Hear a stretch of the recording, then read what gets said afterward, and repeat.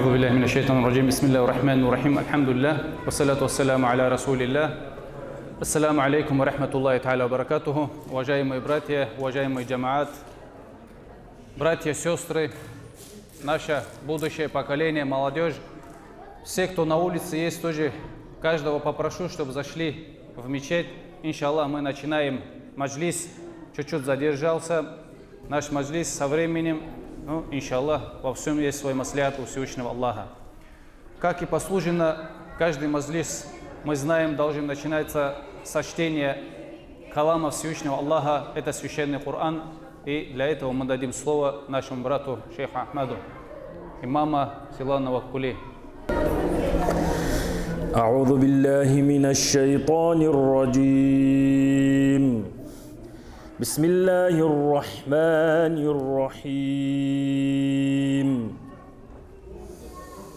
وعباد الرحمن الذين يمشون على الأرض هونا وإذا خاطبهم الجاهلون قالوا سلاما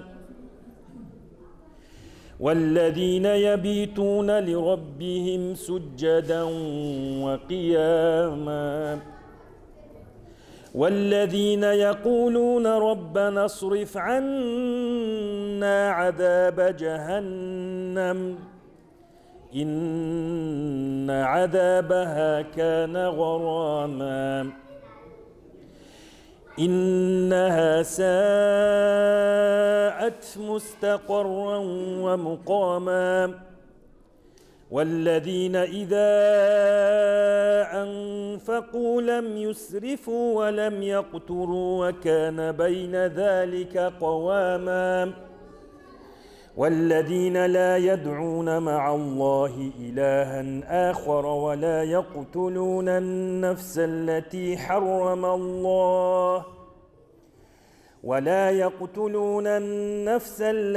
حرم الله إلا بالحق ولا يزنون ومن يفعل ذلك يلقى أثاما. صدق الله العظيم تعالى وبلغ رسوله النبي الكريم ونحن على ذلك من الشاهدين والشاكرين. Настолько она прекрасна, что хочется слушать и слушать, особенно когда его читает кари красивым чтением. Сегодня мы собрались все здесь для того, чтобы услышать о посланнике Аллаха, саллаллаху алейхи вассалям. И мы собрались сегодня, я уверен, ради любви к пророку, алейхиссаляту вассалам. И как в хадисах сказано, насколько мы больше будем любить посланника Аллаха, саллаллаху алейхи вассаляма, насколько больше мы будем читать салават на него, тем мы будем приближаться к Аллаху, и посредством этого Аллах сделает то, что мы делаем, ее для того, чтобы оно стало причиной заступничества пророка, саллаллаху алейхи вассаляма. И каждого из нас хочу попросить, если кто-либо сюда пришел ради кого-либо, чтобы мы сделали тавбу и поменяли свое намерение, сделали намерение именно ради довольства Аллаха и любви к пророку, саллаллаху алейхи вассаляма, то, что мы сюда пришли. Заранее хочу предупредить всех, среди нас есть наши дети, будущее наше поколение, наша надежда, можно сказать. И мы должны прививать им тоже любовь к пророку, алейхиссаляту вассалам. Если среди нас есть дети, которые знают стихи о посланнике Аллаха, саллаллаху алейхи вассалям, что мальчики, что девочки, я бы хотел, чтобы родители их подготовили. Иншаллах, мы чуть-чуть попозже будем их тоже вызывать для того, чтобы они прочитали стихи именно о посланнике, алейхиссаляту вассалам. Сейчас мы начнем, иншаллах, с мавлида.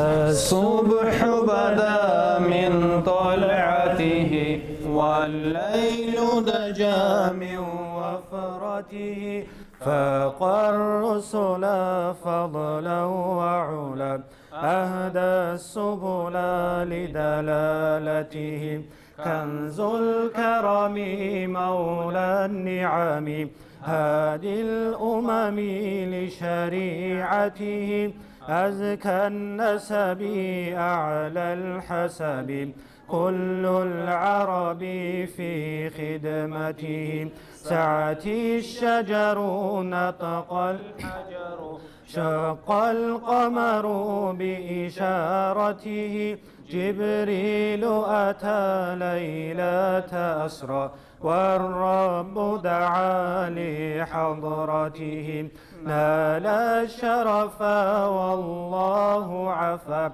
عما سلف من أمته فمحمدنا هو سيدنا فالعز لنا لإجابته فمحمدنا هو سيدنا فالعز لنا لإجابته فمحمدنا هو سيدنا فالعز لنا لإجابته اللهم صل وسلم وبارك عليه. Сейчас, иншаллах, мы дадим слово нашему брату Алиму с большой буквы, можно сказать, который очень долгое время отдал свою жизнь и сегодняшний день тоже изучению религии Аллаха, не только изучению и распространению ее посредством ставя уроки в мадраса, в аспирантуре и в других учебных заведениях. И он, иншаллах, нам расскажет о пророке, алейхиссалату вассалам. Это наш брат Мухаммад Расул Ашиков, имам второго Карамана. الحمد لله رب العالمين والصلاة والسلام على أشرف المرسلين محمد وعلى آله وأصحابه أجمعين أما بعد السلام عليكم ورحمة الله تعالى وبركاته. Всех, братья, приветствую в этот баракатный месяц, в этом баракатном месте, в это баракатное время, ради такого баракатного человека, как наш пророк, алейхиссалату вассалам. И мы благодарим Аллаха за то, что Аллах нас сделал из такой баракатной общины тоже. Чтобы Аллах нас сделал из такой баракатной общины, мы ни в каком марафоне с вами не участвовали, мы знаем. Жребий тоже мы не выигрывали. Аллах захотел и сделал из нас, из этой общины. Та община, которую пророк Муса, алейхиссалам, просил, чтобы его сделали из этой общины, или чтобы эта община была его. Какая община? Это та община, которой Всевышний Аллах дал одно качество. Это повелевать. Когда мы видим, что человек делает плохое, запрещать ему, назидать ему и людей повелевать на совершение обязательного. Амру бил ма'руф ва нахью анил мункар называется, братья, это качество, которое Аллах дал только нашей общине. И Аллах обязал нам всем это делать. Вот это, братья, является сунной пророка, алейхиссалату вассалам. Имам в мечети, он может до вас доводить, но имам в мечети не может быть в диалоге, в каждом диалоге, который происходит в вашем поселке. Два человека, когда разговаривают, рядом с каждым имам быть не может. Но из двух человек один хотя бы мусульманином бывает, или третий хотя бы мусульманином бывает. Мы обязаны, братья, с вами, когда мы видим плохое, запретное по шариату, этому человеку сделать наставление, то, что, брат, вот это по шариату нельзя. Это по шариату ты обязан делать, начиная с намаза, заканчивая там прелюбодеянием. Без этого, братья, мы с вами будем слабым обществом. Без этого, братья, у нас дела вперед не пойдут. Когда все мы будем на имаме оставлять, начиная с социальных вопросов, заканчивая религиозными вопросами, имам, он не Бог. Так же, как и наш пророк, тоже не Бог. У нашего пророка 13 лет дела вперед не шли, пока он не переселился в Медину. Когда в Медину переселился, когда нашему пророку, алейхиссалату вассалам, ансары обещали помощь, обещали защиту, пророк туда переселился, и дела пророка пошли в гору. До того пошли в гору, что пророк официально призывал к исламу самых влиятельных правителей в его время. Вот такое получил пророк, алейхиссалату вассалам, силу, когда его люди поддержали. Мы с вами тоже должны, братья, поддерживать. Далее, братья, мы с вами видим, как у нас за один день мир может поменяться. Правильно же? Кто не видел, вот сейчас видит. А кто видит не хочет, Он только в могиле будет увидеть, только в могиле его глаза будут открываться, горбатого могила исправить, говорят. Вот это атеист, он почему атеист? Не из-за того, что же нету доказательства религии. Он атеист, он безбожник, потому что он не хочет верить. Ему показывают, он не верит. Почему? Потому что ему придется делать кое-какие правила. Те придется в какие-то рамки ему залазить, а ему это не хочется. Ему хочется делать то, что он хочет, когда хочет и зачем захочет. Вот единственная отговорка бывает человека безбожника: я не хочу, мне это не нравится. Не из-за того, что это неправильно, не из-за того, что это логически доказано, не из-за того, что пророк, алейхиссалату вассалам, это истина. Просто ему не хочется и не нравится.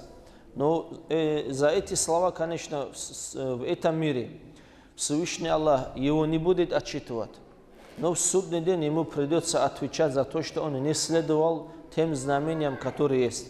Еще один момент, братья, который я читал в газете «Ас-Салам».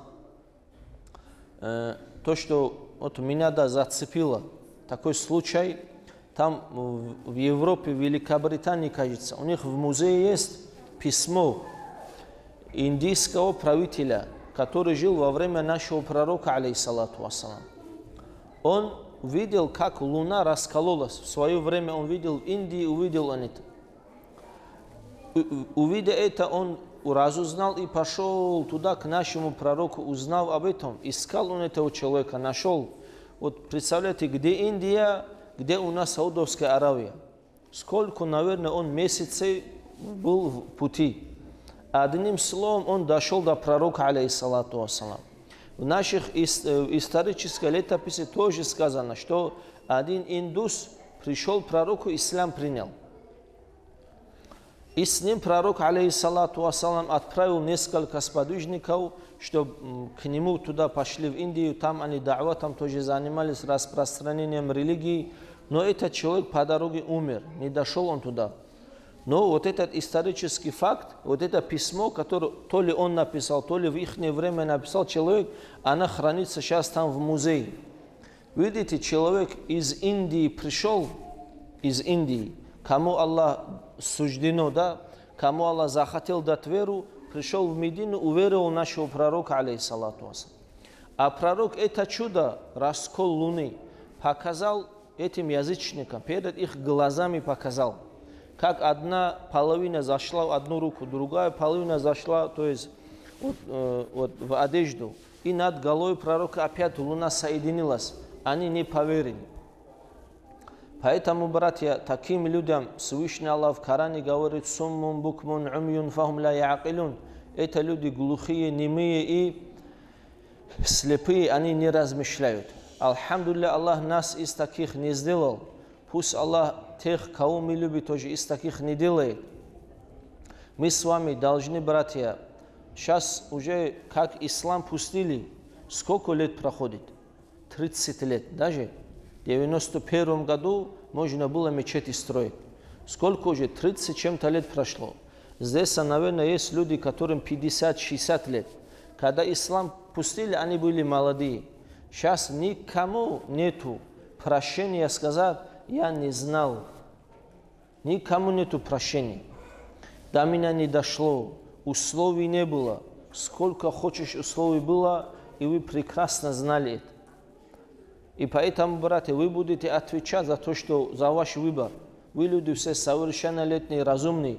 Маиша там делать же, все умеют делать. Правильно же? Зарабатывать, у всех акл хватает, время хватает, возможности хватает. Когда машину нужно покупать, весь дунял мы можем изучить. С Китая можем эту машину заказать. А религию там, вот здесь рядом имам бывает, который алхаму атахият учит. Я не знал, говоришь, у меня времени нету, говоришь. Пусть Аллах, братья, нас вот таких, вот такой, да, такими лицемерными не делает. Пусть Аллах наши сердца очистит. А чтобы лицемерие убрать из сердца, есть одна сунна пророка, алейхиссалату вассалам. Пусть Аллах сперва мне, потом вам тауфик даст это делать. Вот за имамом говорит, утренний намаз, 40 дней, если сделать джамаату, вот это лицемерие, говорит, из сердец уходит. Пусть Аллах, братья, нам тауфик даст не быть из числа лицемеров, а быть из числа мусульман, которые отвечают на призыв имама, и, иншаллах, ответят на призыв имама Махди тоже. Вальхамдулиллахи раббил аламин. مولاي صل وسلم دائما أبدا على حبيبك خير الخلق كلهم مولاي صل وسلم دائما أبدا على حبيبك خير الخلق كلهم لخشي سوره دقصا أردو زنته بقصا نخكير اردو بقصا دنيا لدقصا جمال أزالي ما قادر ما مخلوق أدلقا بهما قلت خازينا للشال صوالو أسا جمال مقادرنا ندوكسا إن ملو أزل دانوه دنيا الخلق لقن بوان قرر كونوا بيكسري إن ملو أزل دانوه قادر بوسا كتسيري مخلوق قد ظاهر بوان خالقنا الجنبي كون كسا لفظ كونو شنسا نور لقن دوري مو نور داني خالقنا لمحمد صاقو درزري مخير السا نور دانون الله الإلهام بونو آلام القدس رابو تسبح ريزانا ذكري تسبح سجدر دوب اللي نور دانو لتعدر دي سردا لقن درنا خاقنو عاشق غوكوري محمد لول نور دانو العشق زنن كوكوكون أتني يا كيرا پرداو دونوري يا زادردي آزار الله آزار دا شين هرتا پرداولون تسبح سجدر دوبونو ميه جبرو دخلوغري دخلوغن هي جبروغو الله جالن يكوكون نجحا يا هرزاكونو نوردانو لسهبيوهوري مو نوردانو لبيوهسا سه أسلونو كنبونو سينو قائد استورال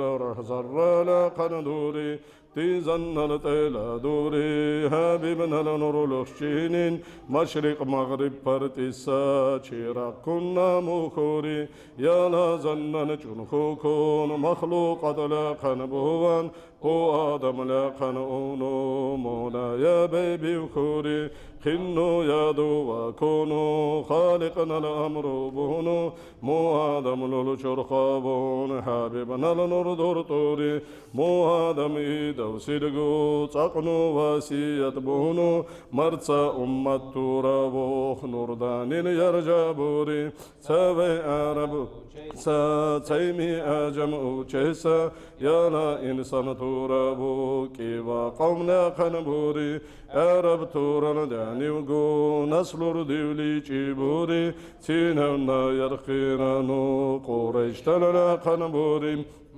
لوكسا كتسيري كيرانو دورو جوسا محمد حبيبنا النور عبد الله لندلوري سينا قائد استورا الشريعة قرط الخوكون محبيبنا الشريعة ظاهر بوان جنخوري قريش تورا العبد الله آمينة للسكون آمينة للقلومون محبيبنا النور لكري مولاي صلي وسلم دائما أبدا على حبيبك خير الخلق كلهم مولاي صل وسلم دائما أبدا على حبيبك خير الخلق كلهم جلزا ليتيمي بشا دائم سلامة أوى خلقنا يرخي راما إلى حبيب محمد آمين الله يا الله آمين الله يا الله آمين الله يا الله قام الدعاء يا الله اللهم صل وسلم وبارك عليه. Самым большим му'джизатом, который Всевышний Аллах в этом дуне дал нашему пророку, алейхиссалату вассалам, мы все знаем, это священный Коран. Это калам Всевышнего Аллаха, который сегодняшним днем тоже ученые, алимы, что можно сказать, алимы ахирата, это религиозные деятели, алим этого дунья, мы знаем, это те люди, которые как академики или которые открывают, да, они тоже удивляются тем, что калам Аллаха, она прошлое, настоящее и будущее раскрывает. Она рассказывает, и то, что в будущем будет, мы не можем это понять, пока мы не увидим. И те, кто были ранее, они оставляли для того, чтобы сегодня сделанное открытие, мы, видя это, удивляемся и еще больше начинаем соблюдать религию Всевышнего Аллаха. Поэтому о достоинстве священного Корана, о вознаграждаемости и пользе, иншаллах, чтобы рассказал, мы дадим слово, иншаллах. Шейх Ахмад, пожалуйста, еще раз расскажи нам о каламе Всевышнего Аллаха. Дорогие мои братья, пусть Всевышний Аллах сделает наш маджлис благодатным, баракатным, и пусть Всевышний Аллах сделает этот маджлис причиной, чтобы мы побольше любили посланника Аллаха, саллаллаху алейхи вассаляма, побольше узнавали посланника Аллаха, саллаллаху алейхи вассаляма, и станет прощением наших с вами грехов и очищением. И после таких маджлисов, дорогие братья, у нас должно быть какой-то результат, какое-то ощущение мы должны получать. И каждый человек для себя какую-то пользу и в свой график, будь это дневной, будь это ночной, должен что-либо вносить, что-то отсюда взять. И вот я это буду соблюдать каждый день, и начинать я буду это все делать после этого маджлиса. Если это так мы сделаем, это будет очень прекрасно. И самым мы будем это связывать с Кораном.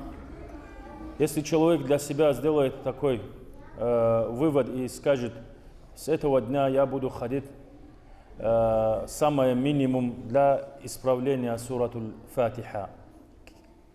У нас здесь есть, со всего района собрались, и во всех районах у нас есть мечети, и я буду для себя ходить, исправлять имаму свой Фатиха, например, минимум, который человек может делать. Потому что сура Фатиха, мы знаем, каждый день мы читаем ее в наших намазах, и неисправность Аль-Фатиха, она приводит к неисправности нашего намаза, того намаза, который судный день начнет Всевышний Аллах спрашивать в первую очередь. Если у человека окажется исправным намаз, а исправными окажутся его остальные деяния, за остальные деяния, за остальные упущения, которые у нас в жизни мы совершаем, нам легче будет отвечать, когда у нас намаз исправленный и как положено, когда мы совершаем. Почему мы все время, и у вас, имамы, наверное, в мечетях, постоянно мы говорим об этом, потому что это очень важно, дорогие братья. Это очень важно. От этих 7 аятов зависит многое. Это первое. Второе, дорогие братья, хочу сказать, Коран, когда мы говорим Коран, или же книга Аллаха, или же речь Всевышнего Аллаха, некоторые на это более легко относятся. Ну, Коран есть, ну и что. И многие у нас есть Коран на полке дома, она лежит и в пыли находится. Такой момент тоже бывает. Поэтому, дорогие братья, Коран, каким бы образом, с какой бы стороны мы не столкнулись с Кораном, от нее всегда есть польза. От нее есть польза живым, от нее есть польза тем людям, которые от нас ушли. То есть это, как мы ранее говорили, как душа человека. Как душа для тела, душа как нужна будет. Вот так Коран нам нужен, дорогие братья. Она является исцелением, она является оживлением сердец. Кто читает Коран, немного приводили ранее тоже хадисы посланника Аллаха, саллаллаху алейхи вассаляма, какими достоинствами они будут владеть. То, что связано с родителями, мы иной раз упор не делаем на Коран, и чтобы наши дети, они обучались. Вот родители, хадис из посланника Аллаха, саллаллаху алейхи вассаляма, родители тех детей, которые изучили Коран и читают Коран и занимаются Кораном, этим людям в судный день будут одеты на них короны. То есть короны будут одеты на них, обшитые жемчугом и золотом. Разве какой родитель не хочет, чтобы на его голову одели корону? Разве какой ребенок не хочет, чтобы видеть своих родителей в судный день одетыми в корону? В таком почете они будут. Поэтому, дорогие братья, Коран, это мы еще раз повторим, это душа. Вот почему мы собрались сюда, уважая, любя посланника Аллаха, саллаллаху алейхи вассаляма. Вот тот посланник Аллаха, саллаллаху алейхи вассаляма, ради изучения жизни, описания, ради изучения, которое мы собрались сюда, у Аиши, радийаллаху анха, когда спросили, какой был нрав у этого человека, какой был нрав посланника Аллаха, саллаллаху алейхи вассаляма, она ответила, его нравом был Коран. Его нравом был Коран. То есть посланник Аллаха, саллаллаху алейхи вассаляма, был ходячим Кораном. Все, что он делал, он говорил из Корана. Все, что он делал, делал из Корана. В соответствии с Кораном. Поэтому, дорогие братья, когда мы изучаем Коран, когда мы читаем Коран, второй ступень нам желательно, чтобы мы знали, чтобы мы следовали, это главное, следовали Корану. Узнали, следовали. Узнали жизнь посланника Аллаха, саллаллаху алейхи вассаляма. Мы много перечисляем нравственные качества посланника Аллаха, саллаллаху алейхи вассаляма. Вот здесь мы узнали эти качества, нам нужно обязательно его следовать. Не хватает, что до двери мы их запомнили, а потом забыли. Нет, дорогие братья, это не любовь к посланнику Аллаха, саллаллаху алейхи вассалям. Мы получаемся немного, должны быть самокритичными. Таким образом мы получаемся, себя обманываем. Себя обманываем. Поэтому, дорогие братья, давайте не будем теми людьми, которые будем себя обманывать. Давайте начнем соблюдать сунну посланника Аллаха, саллаллаху алейхи вассаляма. Что-нибудь для себя, какой-нибудь возьмем. Кто прочитал много салавата хотя бы в этот месяц на посланника Аллаха, саллаллаху алейхи вассалям? Мало мы найдем. У кого обычай есть их читать утром и вечером, они, наверное, читали, но они тоже должны были еще усиленно читать. А просто так взять салават на посланника Аллаха, саллаллаху алейхи вассаляма, для себя обычаем сделал, и хотя бы в этот месяц увеличено, кто читал. Сегодня пятница, пятничный день, начиная с четверга, очень хорошо читать салават на посланника Аллаха, саллаллаху алейхи вассаляма. Если мы хотим избавиться от печали, ученые нам говорят, читай салават на посланника Аллаха, саллаллаху алейхи вассаляма. Если мы хотим, чтобы сбывались наши дела, наши мечты и так далее, читайте салават на посланника Аллаха, саллаллаху алейхи вассалям. Если мы хотим очищения души, очищения наших сердец, читай салават посланнику Аллаха, саллаллаху алейхи вассалям. Это многое значит, дорогие братья. Самое минимум, Аллахумма салли аля Мухаммадин ва аля али Мухаммад. Вот эти слова будут нас очищать, вот эти слова будут нам прививать любовь к посланнику Аллаха, саллаллаху алейхи вассалям. И все это, дорогие братья, и хадисы посланника Аллаха, саллаллаху алейхи вассалям, и все, что связано с посланником Аллаха, саллаллаху алейхи вассалям, и все, что связано с нашей религией, ислам, все это Коран, дорогие братья. Это Коран. Это руководство для мусульманина. Как бывает, вот, в каждом государстве своя конституция бывает. В каждых местах свой устав бывает. Устав мусульманина – это речь Всевышнего Аллаха. Калам Всевышнего Аллаха. Это Коран, дорогие братья. Если даже мы не знаем ма'на, имеется в виду смысл того, что мы читаем, все равно польза есть. Посланник Аллаха, саллаллаху алейхи вассалям, в своем хадисе сказал, за каждую прочитанную букву будет 10 вознаграждений. И посланник Аллаха, саллаллаху алейхи вассалям, не сказал, я не говорю, что алиф, лям, мим – это одно этот. Алиф отдельно сказал он, лям отдельно, мим отдельно, за каждый отдельно по 10 вознаграждений. Вот такое великое вознаграждение человек получает при чтении Корана. Но при всем этом, конечно, дорогие братья, мы должны научиться правильно его читать. Мы все должны правильно делать. За правильные наши дела нам вознаграждение дают, за неправильные не дают. Много мы видим людей, которые говорят, вот я читаю перед сном аятуль курси, вот я читаю фалак нас и так далее, те аяты, которые защищают от джиннов, от шайтанов, от других пагубных болезней. Ну, никакое действие нету, говорит он. Ну, хорошо, брат, а как ты его читаешь? Прочитай. Он его читает ошибками, он его читает неправильно, он где нужно тянуть, не тянет, где нужно удваивать буквы, не удваивает. И так далее. Вот таким образом, когда читают, конечно, действия тоже не бывает.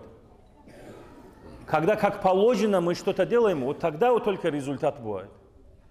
Поэтому, дорогие братья, у нас есть люди, которые обучать могут. У нас есть женщины, которые могут обучать наших сестер, будь это маленьких, взрослых. У нас есть в каждом селе имамы, которые могут обучать. Почему нам не отправлять их? Почему наши дети иной раз, когда смотришь, они бездельничают, они нечем им заняться? Отправьте их. Если даже они от души не будут подходить к этой учебе, если даже они бессмысленно просто так будут туда ходить и выучивать это суратуль фатиха, будет это тахияту, будет это другой этот. Валлахи, когда они вырастут, они в этом очень огромное благо найдут. Они будут вам руки целовать из-за того, что они валлахи, подумают, если бы меня отец еще надо было побить хорошенько, надо было мне уши покрутить хорошенько и отправлять туда, я бы еще лучше знал бы ее. В детстве, который он научился, ученые пишут, что это как накиш бывает, как имеется в виду на камне, когда мы, каменщики, когда пишут там, она же не уходит, она там остается, вот то, что мы на камне написали. Воду налей туда, что налей туда, она же не уходит. Вот такое бывает, когда детство, когда учится, она остается. Стоит ему, когда он станет взрослым, чуть-чуть его повторить, она опять ему возвратится к нему, это то, что он в детстве научил. А если, дорогие братья, человек в преклонном возрасте начнет изучать, то есть человек будет всю жизнь молиться, неправильно произносить эти буквы, неправильно читать Коран, неправильно читать, возьмем самое малое сура Фатиха. Теперь, когда он вырастет, ему очень тяжело будет его исправлять, свое чтение. Много-много ему придется трудиться. Поэтому, дорогие братья, когда мы маленькие бываем, мы это легко воспринимаем. И другое тоже. Дорогие братья, изучайте сунну посланника Аллаха, саллаллаху алейхи вассаляма.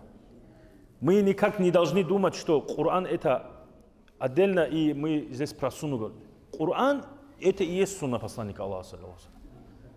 Изучение Корана – сунна посланника Аллаха, саллаллаху алейхи вассалям. Заучивание Корана – сунна посланника Аллаха, саллаллаху алейхи вассалям. Жить по Корану – сунна посланника Аллаха, саллаллаху алейхи вассалям. Коран – это главное, дорогие братья. Поэтому пусть Всевышний Аллах нам всем поможет.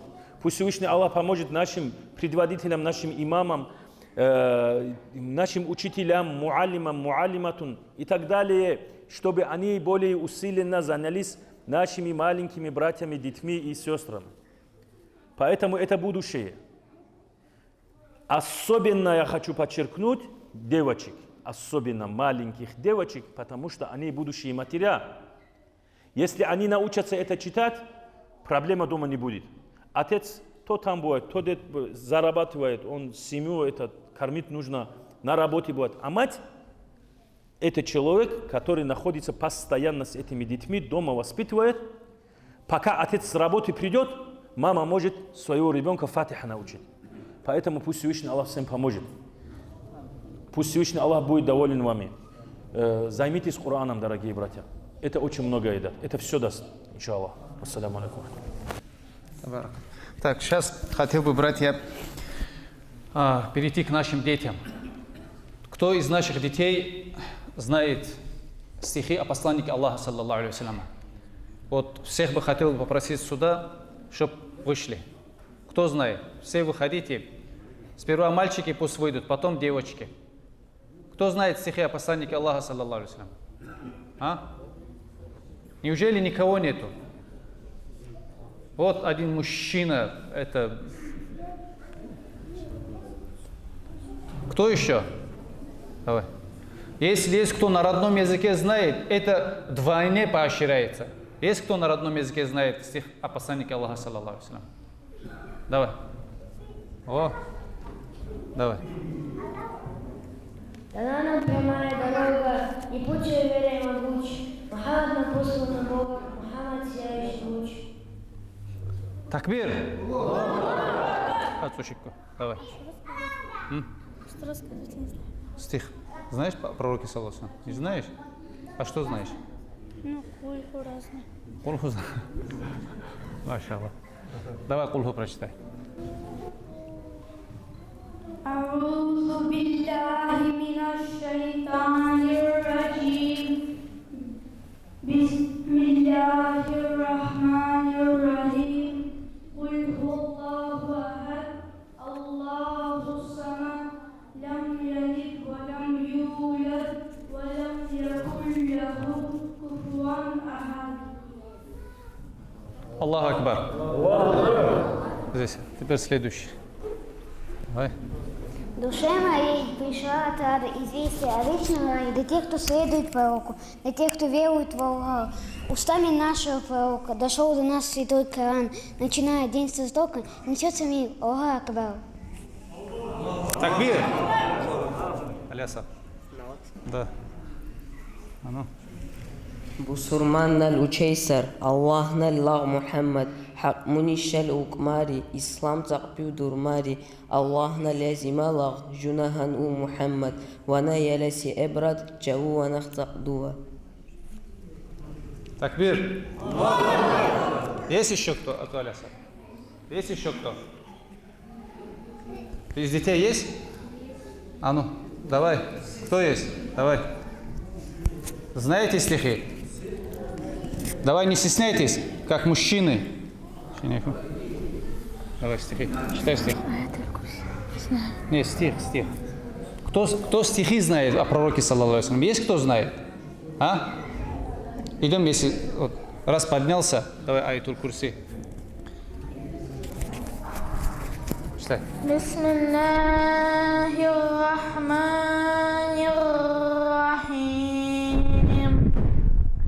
Аллаху ла илаха илля хувал хайюл кайюм. Ла та'худуху синату ва ла наумун лаху ма фис самавати ва ма фил ард. من ذا الذي يشفع عنده إلا بإذنه يعلم ما بين أيديهم وما خلفهم ولا يحيطون بشيء من علمه إلا بما شاء وسع كرسيه السماوات والأرض ولا يؤوده حفظهما وهو العلي العظيم. صدق الله العظيم. Аллаху Акбар. Подожди. Не спеши. Есть еще кто именно стих о посланнике Аллаха, саллаллаху алейхи вассалям? Есть? Нету, да? Так, уважаемые сестры, я вас тоже хочу попросить, именно те, кто стихи знает о посланнике Аллаха, саллаллаху алейхи вассалям, пусть подготовьте их после мальчиков, чтобы они спустились сюда. На себя я беру инициативу, именно вот те, кто знает стихи о посланнике Аллаха, саллаллаху алейхи вассалям, небольшие подарки, это за каждый стих 500 рублей. Тот, кто на родном языке сказал, вдвойне поощряется, ему 1000 рублей. Аллаху Акбар. Давай никого отделять не будем, давай. Танах.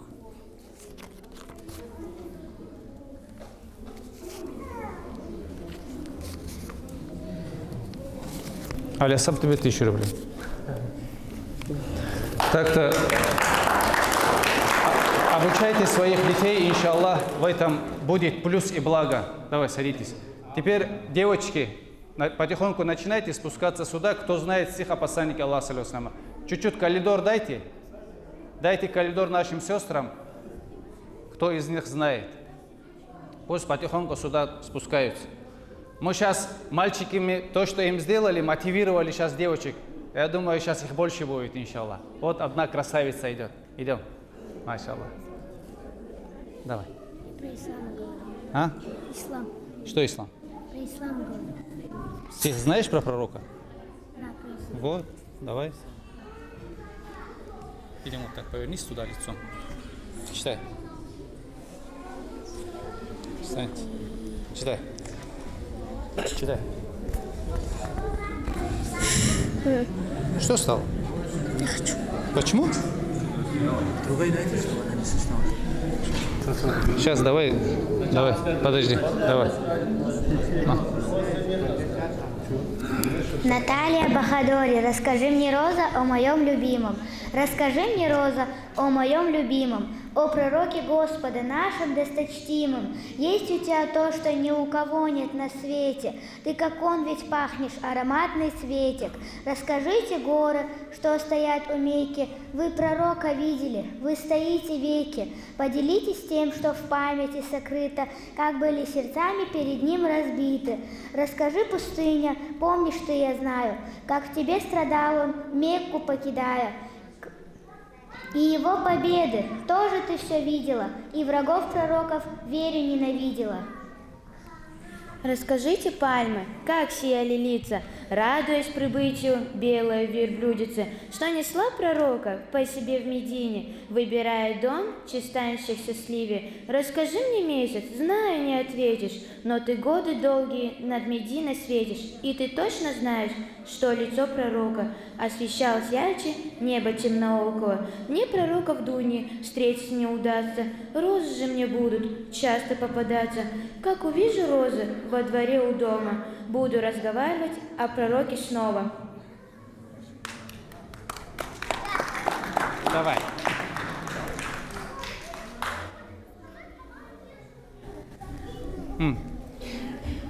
Давай, Занушка.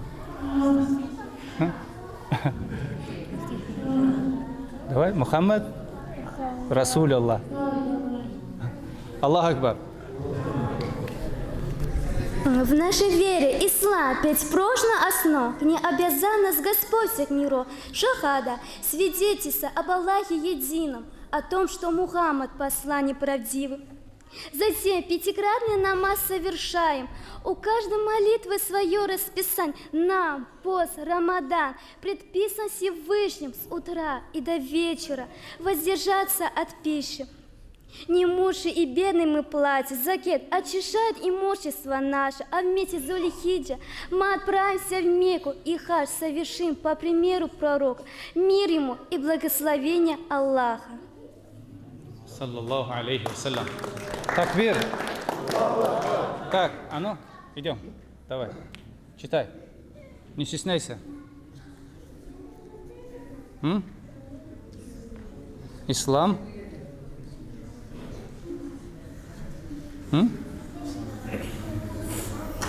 Машаллах. Давай. А? Почитаешь? Давай, читай.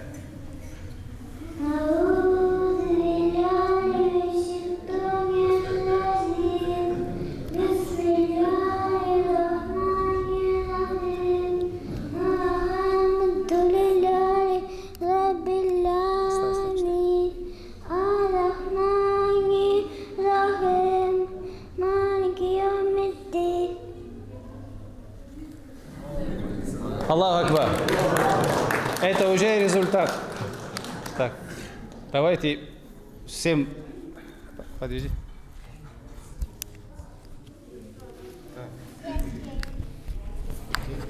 Раз. Вышло.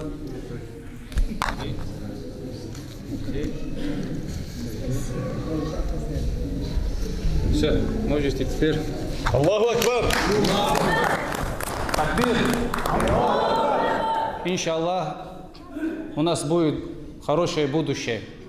Дай Аллах, чтобы открыл в сердцах любовь именно к исламу, к пророку, алейхиссаляту вассалам, и посредством этого приблизил Аллах Субхану ва Тааля нас всех с нашими потомками, будущими к себе поближе, иншаллах.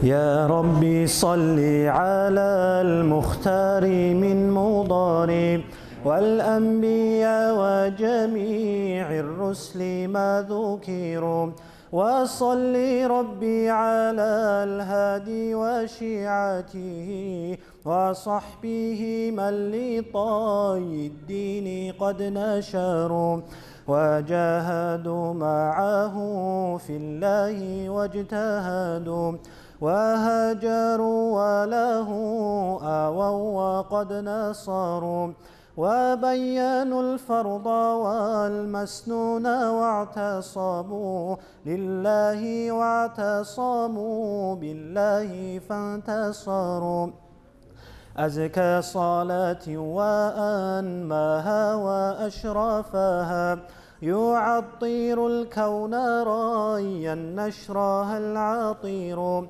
مفتوحات بعبير المسك زكيات من طيبها أراج رضوان ينتشر عد الحصى والثرى والرمل يتبعها نجم السماء ونبات الأرض والمدار وعد ما حواتي الأشجار من ورق وكل حرف غدا يتلى ويستطر وعد وزن مثاقيل الجبال كما يليه قدر جميع الماء والمطر والطير والوحش والأسماك مع نعامين يتلوهم الجن والأملاك والبشر والدر والنمل مع جمع الحبوب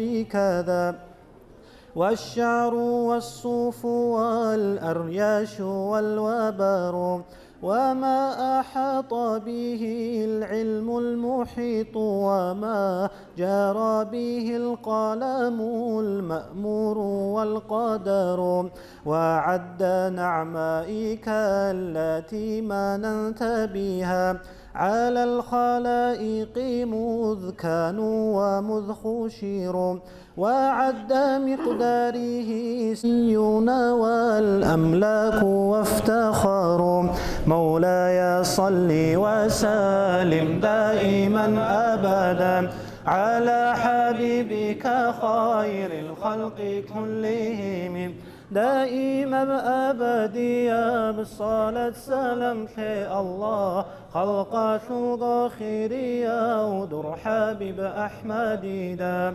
آمين الله يا الله آمين الله يا الله آمين الله يا الله قبرها ببدرهان اللهم صل وسلم وبارك عليه.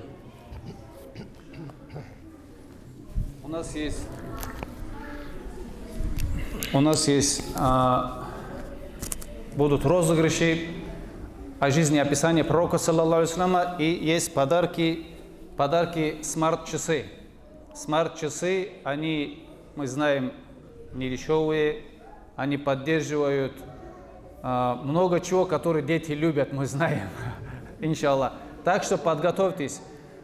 Здесь у нас 4 часа, 4 пары часов, 2 для мальчиков, 2 для девушек. Поэтому для мальчиков отдельно будем задавать вопросы, для девушек отдельно будем задавать вопросы. Так что подготовьтесь. А сейчас я бы хотел предоставить слово нашему брату. Мы, те, кто его знает, те, кто с ним общаются, его называют грозой врагов ислама, что внутренних, так и внешних, иншаллах. И он из-за того, что есть скромность, стыдливость, то, что присуще ученому алиму, его мало видно бывает, и он мало разговаривает, но он является кладезем знаний, который, можно сказать, отдал очень много времени для изучения религии Аллаха, и я думаю, ему есть что нам рассказать. Абу-Бакр. Сегодня мне хотелось рассказать про щедрость нашего пророка, саллиллаху алейхи вассалям.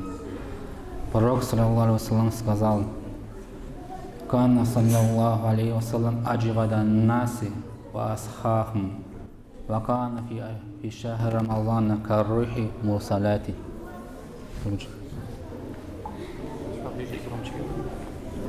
Пророк, саллиллаху алейхи вассалям, был самым щедрым человеком, самым щедрым из людей, он был самым щедрым. Но когда наступал месяц Рамадан, эта щедрость проявлялась у него наилучшим образом. Сказано, что эта щедрость была настолько распространена, как свободный ветер. Дальше пророк, саллиллаху алейхи вассалям, хадисе пророка, саллиллаху алейхи вассалям, сказано, передок, который передает от Анаса: «Вама суиля ан шайин катан аля ислам илля аатаху». Что бы ни попросили нашего пророка, саллиллаху алейхи вассалям, он всегда, что бы ни попросили нашего пророка, саллиллаху алейхи вассалям, он ради ислама, он всегда это отдавал. Имущество отдавал, деньги отдавал. И рассказывается дальше продолжение этого хадиса. Однажды к нему пришел к пророку, саллиллаху алейхи вассалям, один человек и спросил его, обратился к нему со своей нуждой. И наш пророк, саллиллаху алейхи вассалям, он ему отдал стадо овец. Сказано, что эти стада овец было настолько много, если их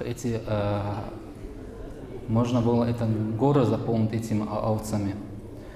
Далее этот человек, он обрадовался очень сильно. Он вернулся к своим соплеменникам, он вернулся к своему народу, к своему племени, или как у нас говорят, к своему тухуму, и сказал: «Аслиму», он сказал, «Вакали аслиму», «О мой народ, примите ислам, примите ислам, фаинна Мухаммадан юати атан». Наш пророк Мухаммад, саллаллаху алейхи вассалям, он дает без счета, он дает без корыстных целей. «Ваман манияхша факата». Он дает, и он не боится обеднеть. Вот настолько пророк, саллаллаху алейхи вассалям, он расходовал на пути Аллаха, и такое большое стадо имущества он отдал одному человеку, и он не боялся стать бедным. Дальше пророк, саллаллаху алейхи вассалям, дальше есть хадис пророка, саллаллаху алейхи вассалям, к нему привели имущество из местности Бахрейн. Он сказал: это имущество, эти деньги насыпьте мечеть. Вот в мечеть зашли, и мечеть, говорит, насыпьте, вот одну кучу насыпали. Когда насыпали, это имущество было настолько много, сказано, хадиса пророка, саллаллаху алейхи вассалям, это Сахих Бухари передается, достоверный хадис. Было настолько много этого имущества, что никогда так много в мечеть не приносили. Когда наступило время намаза, наш пророк, саллаллаху алейхи вассалям, отправился совершать намаз. Он даже на это имущество, на эту гору золота, дирхама, он даже не взглянул, сказано. Это Анас передает, сподвижник пророка, саллаллаху алейхи вассалям, это сообщение. Когда пророк, саллаллаху алейхи вассалям, закончил совершать намаз, он сел на это самое место, посмотрел на это имущество и начал раздавать каждому, кто это увидел. И наш пророк, саллаллаху алейхи вассалям, с этого места он не стал. Он с этого места он не стал, пока до последнего дирхама он все не раздаст. Пока до последнего дирхама он все не даст, он все раздал. Вот теперь представьте себе, какое большое имущество он взял и все раздал. Он себе ничего не оставил. Наш пророк, саллаллаху алейхи вассалям, сказал: «Инна садаката ля тутфиу галаба рабби». Поистине, добровольная милостина, она тушит гнев Аллаха, она успокаивает гнев Аллаха. Ты даешь добровольную милостину, Аллах проявит тебе милость, Он успокоится, Он не будет гневаться. «Ватадфау митата суи». Хадис достоверный. Имам Тирмизи передает. То есть дальше продолжение хадиса. «Ватадфау митата суи». От плохого конца этот человек будет сохранен.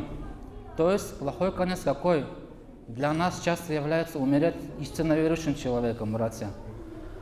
От плохого конца имеется в виду смерть в неверии, человек умрет истинно верующим человеком. Наш пророк ﷺ к этому и призывал.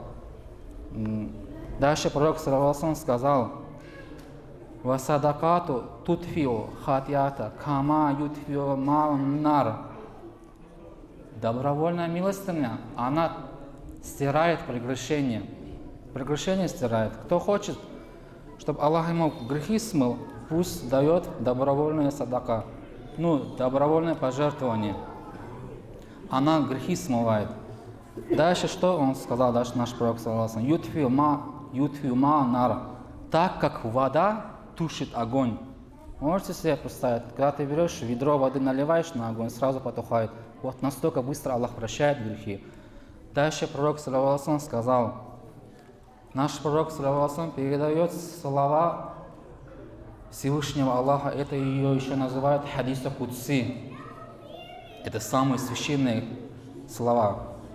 Но они не вошли в аят Корана.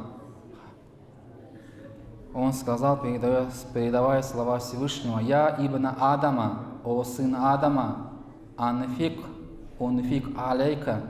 Ты расходуй, на тебя тоже будут расходовать. Что пророк передавал? Что здесь имеется в виду слова Всевышнего Аллаха через хадиса кудси? Ты сегодня, приведу пример. Ты сегодня зайдешь в кассу, хоть 100 рублей кинь в кассу, тебе Аллах 1000 даст. Это испытано, вот это видно. И люди дают в интернет, каждый месяц они дают в интернет 1000 рублей. 1000 рублей дают, братья, за интернет. Когда наступает сезон, вот подписку делать ассалам, люди стесняются дать 700 рублей. 1000 рублей каждый месяц дают за интернет. Дальше пророк саллаллаху алейхи ва саллям сказал, это завершение сделаю.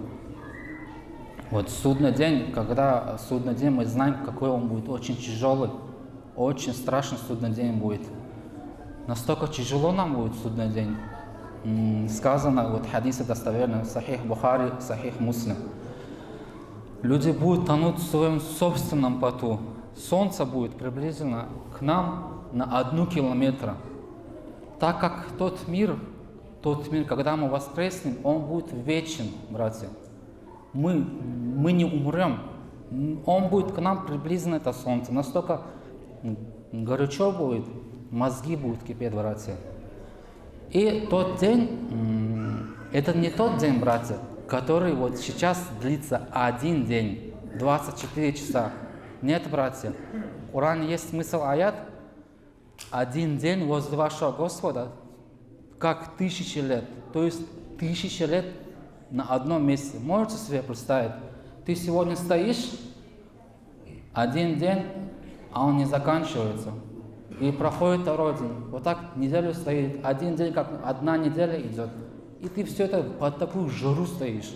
Ты не сможешь выдержать 1 день. Проявляя в такую жару, такое мучение, Аллаху Та'аля очень сильно, говорит, тот день, говорит, разгневается. Так как не разгневается, ни в одном месте он так не разгневается, Всевышний Аллах.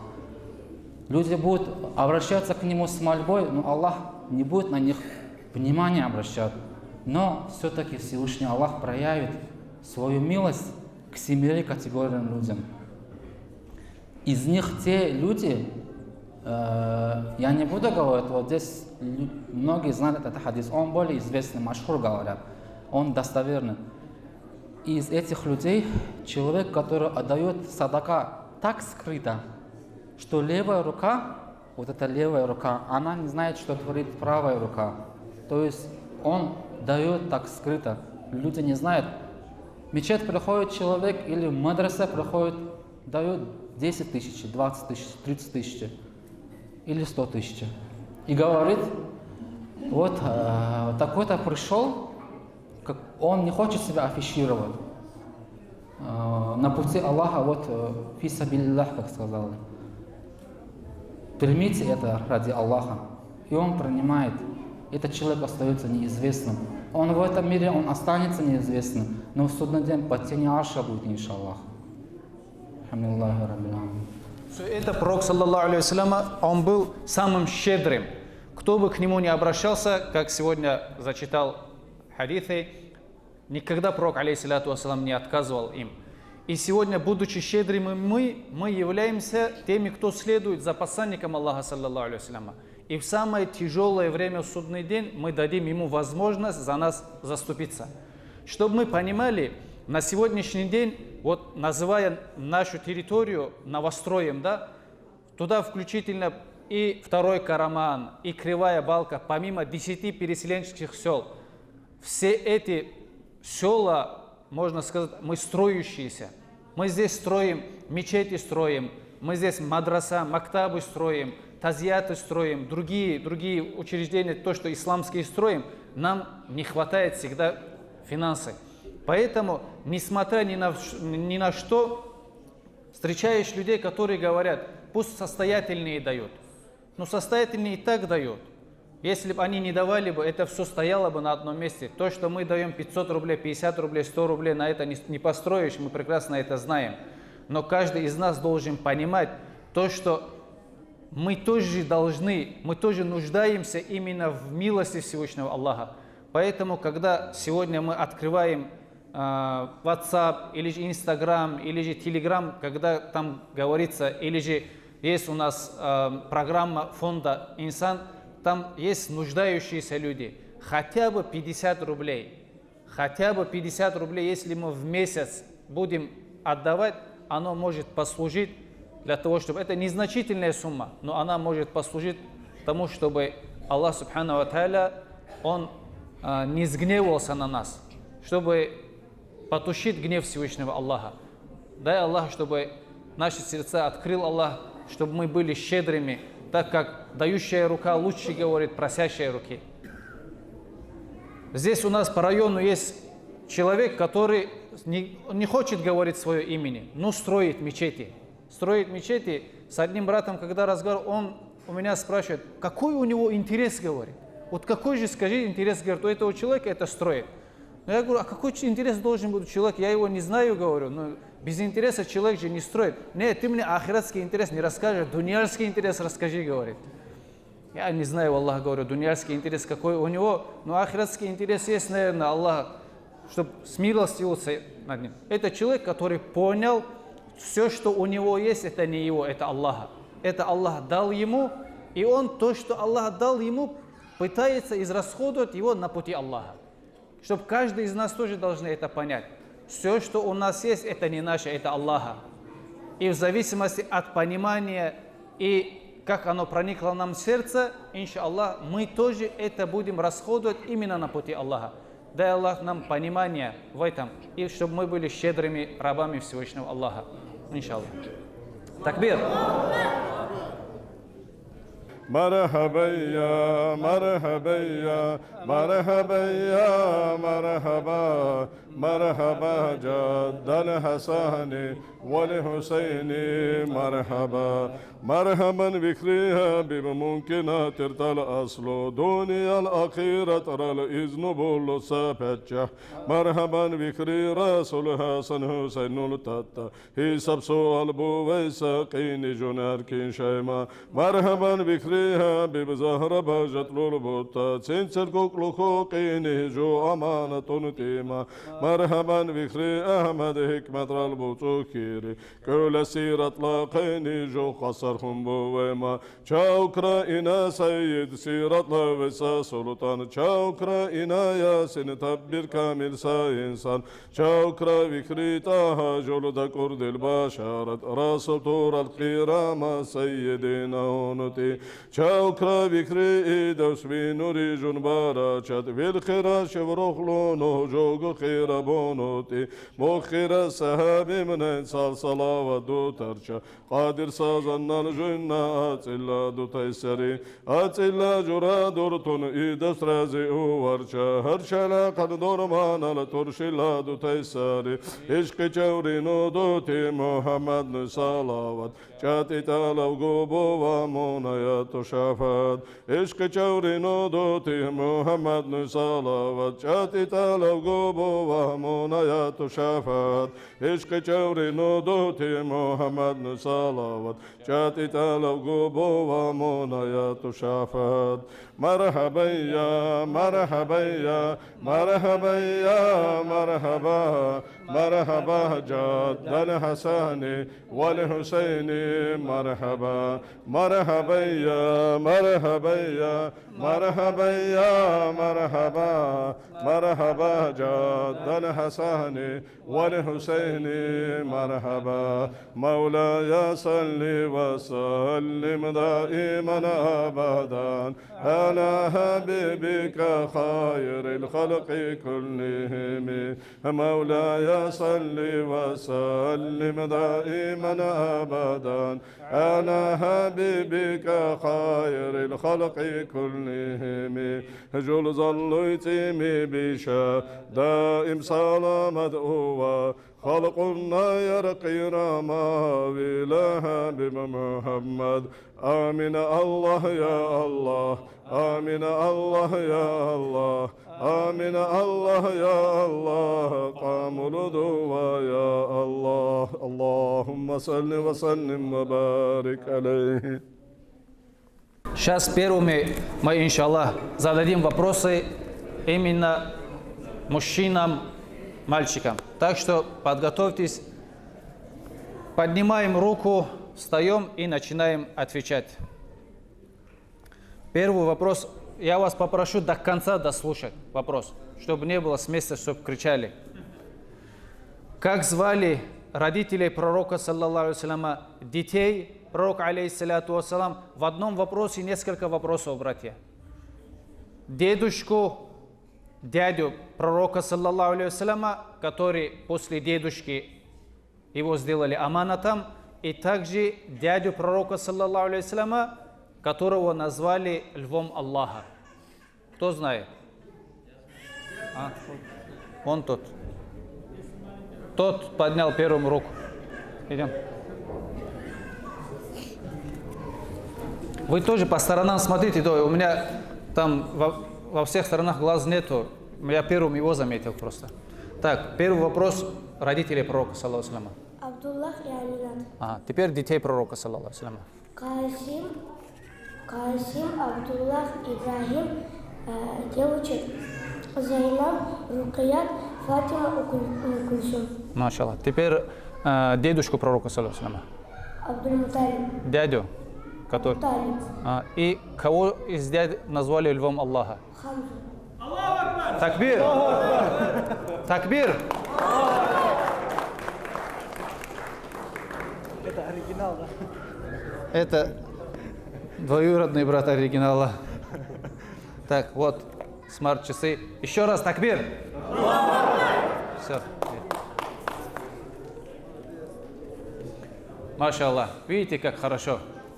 Так, еще мальчики.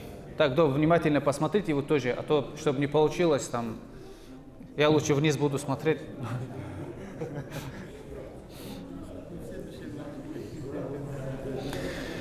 Так, в каком году произошло переселение пророка, алейхиссалату вассалам, из Мекки в Медину? Сколько было лет пророку, алейхиссалату вассалам? И кто сопровождал в этом переселении пророка, алейхиссалату вассалам? Кто знает? Нет, я отвечу. Вопрос повторяю. В каком году пророк, алейхиссалату вассалам, сделал хиджру? Сколько было лет пророку, саллаллаху алейхи вассаляма? И кто сопровождал пророка, алейхиссалату вассалам? 50. Так, в каком году? 50. Что? Нет, в каком году пророк, саллаллаху алейхи вассалям, переселялся? Какой? 50. Что, 50 лет было ему? Да. Нет, не 50. Не знаешь? Так, кто следующий? Что, по порядку, методом тыкания будем? Сперва 50, потом 51, потом... Так, в каком году? Он переехал в 622 году и 40 лет. Так, вопрос не полностью. Хорошо вспомни. Год, сколько лет было пророку, саллаллаху алейхи вассалям? Сколько лет было во время переселения? Это не говорится, когда ему дано было пророчество. Из Мекки в Медину, когда переселялся. Что 13? Сколько лет Мекки было? Нет, смотри. Сколько лет было пророку, саллаллаху алейхи вассалям, когда он хиджру делал, переселялся с Мекки в Медину? Так, кто знает? Идем. Он переселялся в 634 году, ему было 53 года, и его сопровождал Абу Бакр Сиддик. Нет, неправильно. Неправильно. Кто знает? Давайте другого. Никто не знает. Кто там, имамам не могу сказать. Нет, по отдельности кто... В 551 году в 12 лет с Абу Бакром. Нет. Кто из взрослых знает, может подсказать детям тоже. Можно этот вопрос адресовать девочкам, а потом легкий вопрос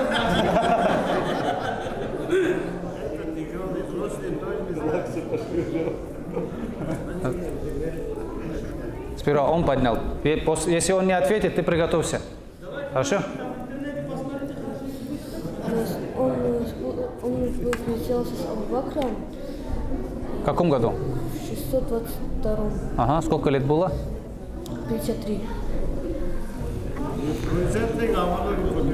53 неправильно. Так. Он хотел. Подожди, Сейчас. ты уже отвечал, второй раз не отвечаешь. Все. Давай. Так, тихо, братья, давайте послушаем, давайте. 53 года, первый год по хиджре, и сопровождал Абу Бакр. Нет, вы что-то путаете. Давай это вопрос девушкам. Может, не знаю. Давай. 52 Что 52-й? год. Ага. Следующий в каком году переселялся? Переселялся. Ага.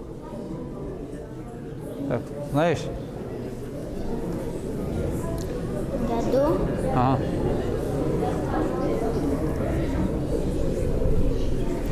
Так, девочки знают? Кто из девочек знает? Давай, кто знает? Давай, ответь. В каком году переселялся?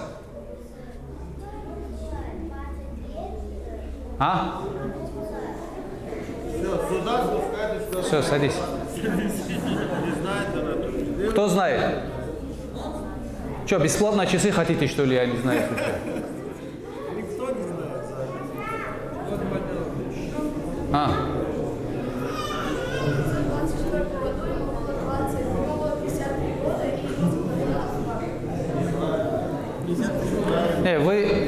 Неужели вы не слушаете то, что здесь дети отвечают на вопросы, и среди них мы говорим то, что нет?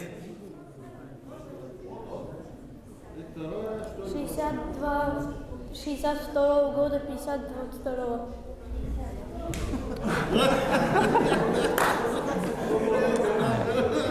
Давай Садись. Кто знает?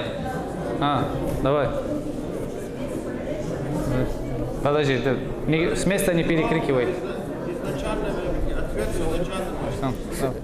662. В каком году? 662. Нет? Нет. Да. 622. Нет? Зачем ты гадаешь? Давай, в каком году переселился? 622. Сколько лет было?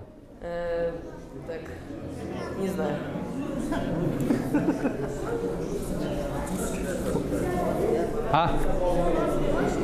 Алясап.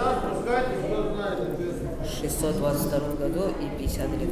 Сколько? 50. Нет. В 12 году после пророчества. Какой год был? Полностью год скажи. 622. Ага. Сколько лет было пророку, саллаллаху? 53. Нет. 54. Не гадайте, да, давайте вечер. Давай другой. Иди садись. Давай. Идем. За это время я 10 раз загуглил бы, наверное. В 622 году ему было 50 лет. Изначально. Мы же говорим то, что 53 говорим, мы нет говорим. Вы опять 53 говорите. 50 сказал. Нет.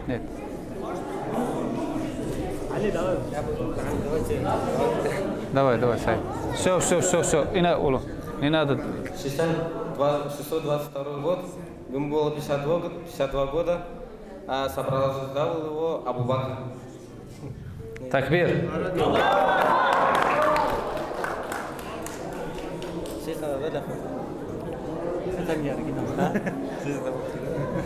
Все. Аллах. Дополнительная седина к моей седине вышла.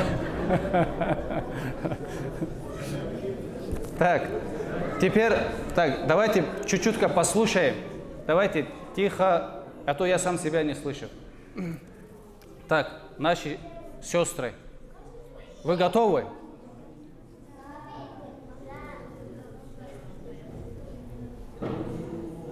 Вопрос сложный. Так.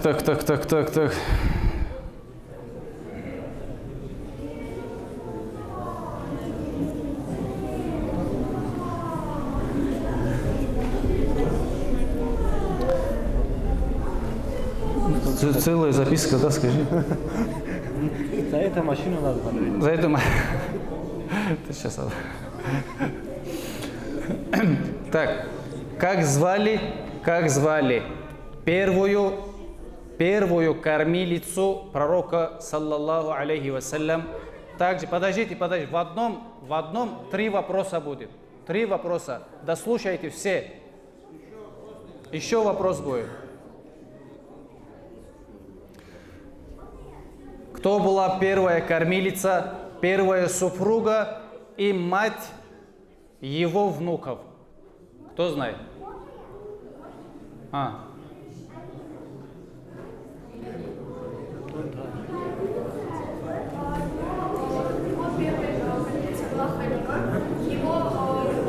Уже неправильно. Кто была первой кормилицей?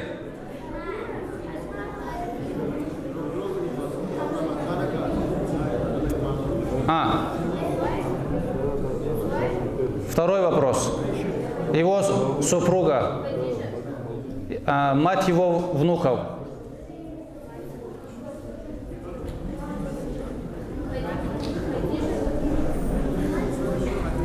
Мать его внуков. Правильно. Такбир. Первой кормилицей была Суайба. Чтобы мы знали, она была рабыней его дяди Абу Лахаба, последующим, который ходил и мешал пророку, алейхиссалату вассалам, распространение религии.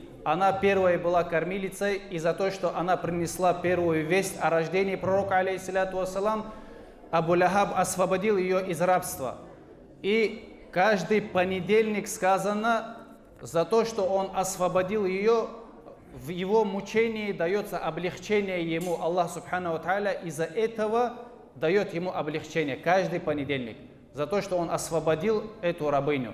Его любимой женой, так мы знаем, это Хадиджа, и мать его внуков Хасана и Хусейна, это Фатимат, ради Аллаху анха.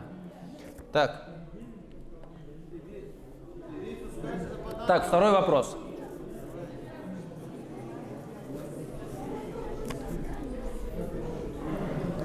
Так, как зовут четыре госпожи, можно сказать, будут в раю, 4 самые лучшие женщины в этом дуне и в ахирате. И по очередности, кто может перечислить? 4 женщины. Девушкам вопрос.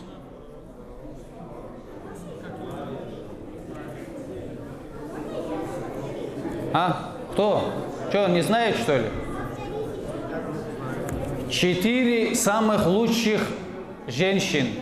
Имена. Ага.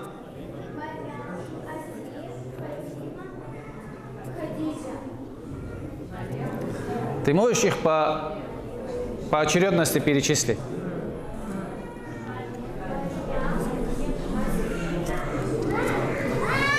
В принципе, она правильно ответила, но первая жена, мы это знаем, жена фараона, это была Асият, мы это знаем. Вторая, это Марьям, мать пророка Иса, алейхиссалям. Потом идет Хадиджа, ради Аллаху анха, и, конечно же, Фатима, ради Аллаху анха. Вот 4 госпожи, знаете, и своим детям тоже давайте, иншаллах, эти имена. Так, ваши смарт-часы. Так, кому-нибудь передадим. Так, сейчас вот, Хасан, пожалуйста. Обучайте своих детей жизнеописанию пророка, алейхиссалату вассалам. Просто за элементарный вопрос может получить хороший приз. Нигде, в других местах надо как ищак работать, чтобы такой приз получить. Пусть Аллах нам поможет. Такбир! Мухаммад. Сейчас у нас, братья, идет подписка Ассалама. Ассалам газета, чтобы мы понимали, это не просто газета. Это в первую очередь все, что касается нашей религии. Там ученые, алимы, можно сказать, очень много труда вкладывают в сжатом виде именно касаемо, можно сказать, этого мира, касаемо этих вопросов, все, что происходит информационно, с точки зрения ислама преподнести. Каждый из нас должен понимать, в сегодняшний день хоть столько много информации, но мы этого всего переварить не можем. Поэтому мы должны стараться сделать что-либо такое, чтобы для да'вата, для ислама, чтобы какой-то баракат был, и подписываться на эту Ассалам газету, чтобы как баракатная газета, чтобы она в дом заходила. У нас есть представитель, иншаллах, ему тоже дадим слово, чтобы мы понимали, почему я говорю именно что-либо небольшое сделать, чтобы в судный день у Аллаха оно было весомым. Когда пророка Ибрахима, алейхиссалям, мы знаем, когда его сжечь хотел правитель того времени, Навруд, его когда закинули в огонь, мы знаем, это огонь был настолько сильный, что к нему на 200 метров подойти невозможно было. Они сделали катапульт, и Ибрахима, алейхиссалям, туда закинули. И лишь маленький муравей с реки нес воду и наливал в этот огонь. Когда у него спросили, разве то, что ты делаешь, может ли спасти? Он говорит, нет, говорит. Но я хочу, говорит, чтобы в судный день, когда Аллах у меня спросит, что ты сделал, чтобы я мог сказать, я хотя бы что-либо сделал, что-то сделал. Вот сегодняшний день мы тоже хотя бы что-то должны сделать для того, чтобы в нашем доме какой-то баракат, какое-то благо было, какое-то что-то из ислама было. Поэтому, когда Ассалам газету приносит человек, мы знаем, это религиозная газета.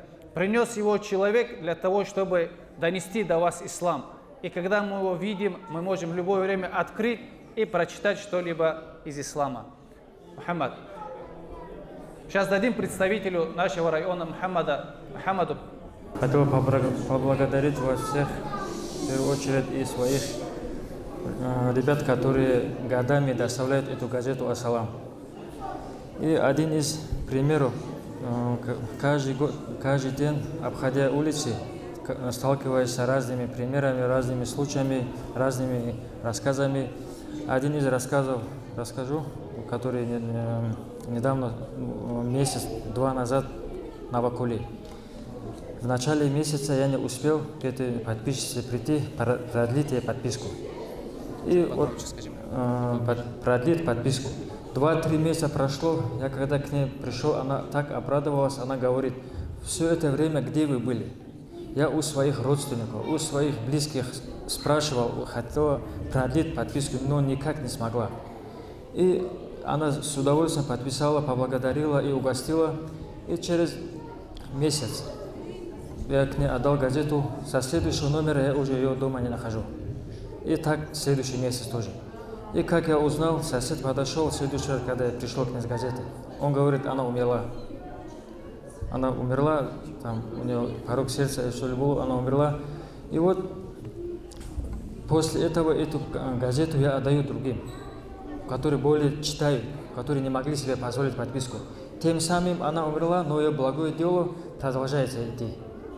И плюс каждый дават, она участие получает дават. Да. И еще один случай был, недавно в Кривой Балке на подписке был, зашел от одной, она не мусульманка. Когда у нее была подписка, отдали ей газету, она, когда мы сказали, подняли вопрос о продлении подписки, она так обрадовалась, она говорит, я специально для этого откладывала деньги. Вот, допустим, она с радостью забежала домой, пришла, вышла и отдает эти деньги. Я так люблю эту газету и читаю ее с удовольствием. Вот это для нас пример. Мы в то время были в шоке, когда наши братья, некоторые вот так говорят, там что-то не хватает, что-то есть, хотя это есть. Но другие люди ее ценят, читают и ждут. Поэтому с этой газетой, можно сказать, не пропадемся. И плюс и газета домой идет, и наше участие в давате есть. Дай Аллах, чтобы каждый смог себе позволить и получить полезные знания. Сейчас завершаем маджлис, иншаллах, и после мы перейдем к угощению. Поэтому большая просьба, не уходите, пожалуйста. Давай, если хочешь, сейчас отдай. Небольшие подарки, призы хочет дать наш представитель тем, кто именно занимается распространением Ассалам газеты, можно сказать, без какого-либо колебания, распространением религии Аллаха. Вот, в кармане 4 человека, которые газету доставляют. Этот Алхад, Гази Мухаммад, Абу Бакр, Саадулlah. Дальше Мурат Чапаева и в Навалаке Хасан Хаджи. Тухчари Абдурахман, наверное, все знают Абдурахмана, хоть и пожилой возраст, тем не менее он доставляет газету. И дальше. В Дахадаевке у нас Хабиб, Гамияхе Мухаммад Имам. Дальше Дучи Абу Бакр, который здесь выступал. Абу Бакр, обязательно. Потом у нас идет Навачуртах.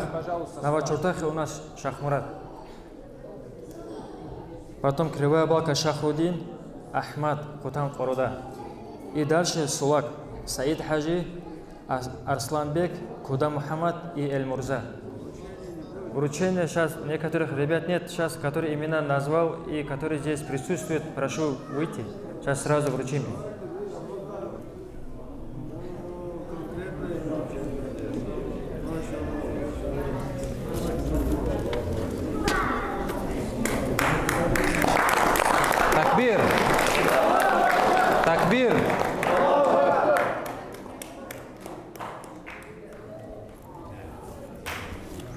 Львы Аллаха, вот они здесь.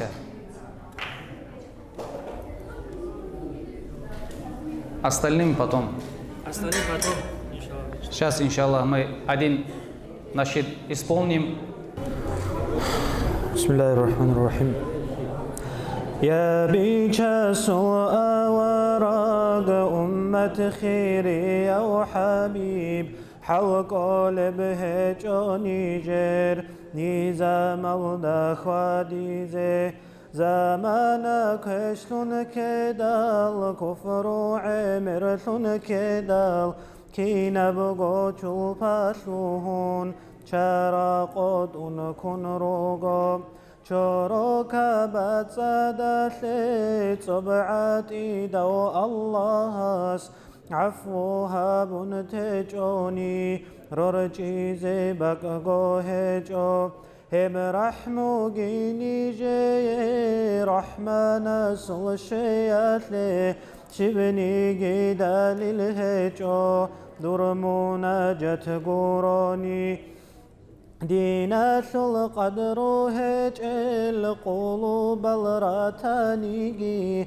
قبلها بيا الله أحربني جر مولد حال الحرم جبرا بتعم بتنانيجي أساسوها بترهان هلدا نجرازي هجين منوط دان دي ثرال دينا شوات سياسازي درغو شفاعة زول شيزا بحبيب بوتا حساب سؤالها بيزي عرس الديرا چندال نيچون حين قن نجتوغي حق ورسول زلخان آخر زمان الدكون ذنوب التكار النيج زبانية الرجون بسرها ريزي توغي توبو يثق وحلب